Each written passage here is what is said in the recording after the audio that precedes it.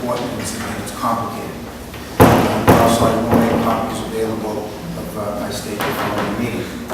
I know all of you are here to take the issues raised by the audit extremely seriously. I do too. In fact, my management team and I identified all of them and began to address them roughly 2 years ago. We knew then that they were important, but that was not soon enough. I want to begin by acknowledging that the audit by the HUD Inspector General followed a long and thorough process, and we cooperated with HUD fully. The HUD team went through the authority's books covering a period of roughly 4 years. Nearly all of the problems that the auditors identified occurred during the first half of that period. The issues surrounded our use of a relatively common practice employed by housing authorities called force account labor. Essentially, the authority acted as its own general contractor for several projects, hiring local union labor and using local suppliers. We did this for the same reasons that other cities use force account labor, for flexibility and for efficiency. We were able to put local men and women to work and improve the residents' homes quickly and efficiently. What we did not do was to preserve in a readily producible form detailed data showing why the decisions we made were the most economical. This is what the auditors focused on and where they found flaws in our compliance. We acknowledge these findings and are committed to rectifying them. The authority, working with a third-party architectural firm, will spend the next 2 to 6 months producing the necessary information to satisfy HUD. I assure you that upon completion of this process, we will not be repaying $11 million or anything closely resembling that. And of course, with the board's support, we already have taken important measures, including reorganizing. Since 2011, we have had 2 state-certified public purchasing officials on our team. As we acknowledge the seriousness of the auditor's findings, it's important to note here what the auditors did not find.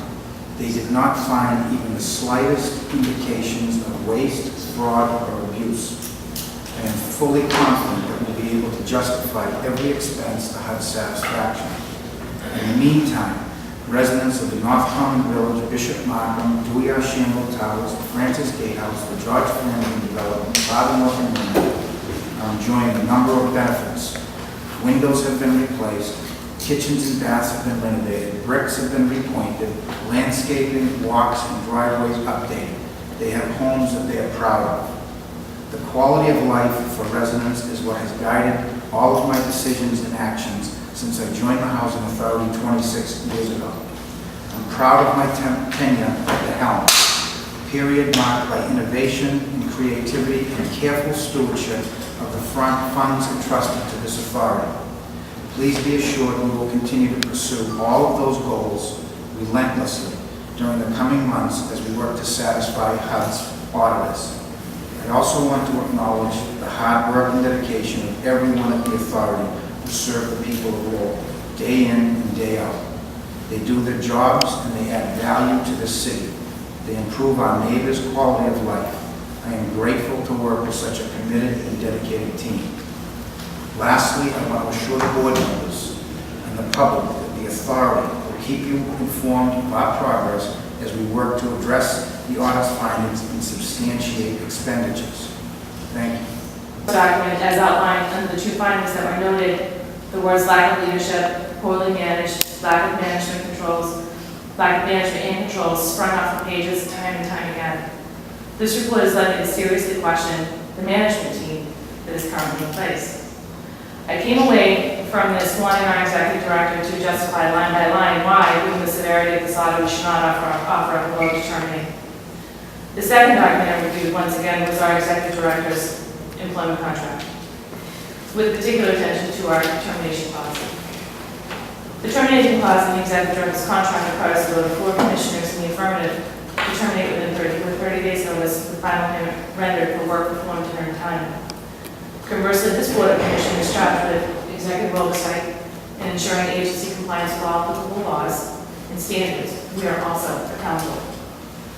The findings in this document are extremely serious, and I, as a commissioner, take these findings very seriously. I was appointed as a commissioner in 2010. System and compliance issues had been identified then. In each instance that the issue was identified, it was reported to us that system changes and controls were put in place.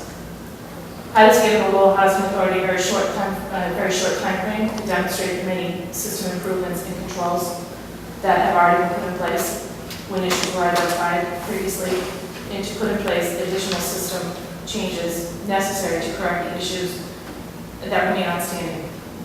My first priority, given a limited time frame, is to address the audit findings in front of us. I propose to the chairman the creation of an ad hoc audit oversight subcommittee, which will meet on a weekly basis to monitor progress and compliance with respect to the Inspector General's recommended actions.